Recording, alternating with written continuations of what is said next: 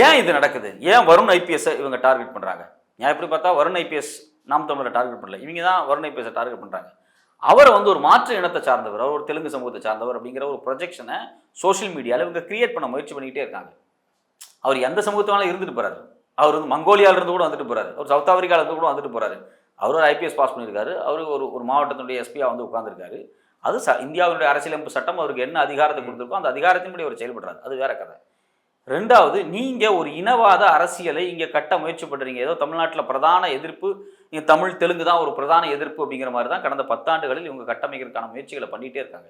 அது மிகப்பெரிய ஆபத்தான அரசியல். இங்க இருக்கக்கூடிய தமிழ் மக்களுக்கும் தமிழ் இனத்துக்கும் இந்த மண்ணுக்கும் மிக ஆபத்தான ஒரு அரசியலை இவங்க கட்ட முயற்சி பண்ணிட்டு இருக்காங்க. அதனுடைய ஒரு டூல் தான் இதை நம்ம வருண் ஐபிஎஸ் மேல நடக்கக்கூடிய தாக்குதலை பார்க்கணும். ஒரு அரசியல் கட்சி ஒரு அதிகாரியை குறிப்பிட்ட சித்தாந்தத்தின் அடிப்படையில் ஒரு இனவாதத்தின் அடிப்படையில் அவரை டார்கெட் பண்ணி அவரை ஒதுக்கி அவர் டார்கெட் பண்ணுது.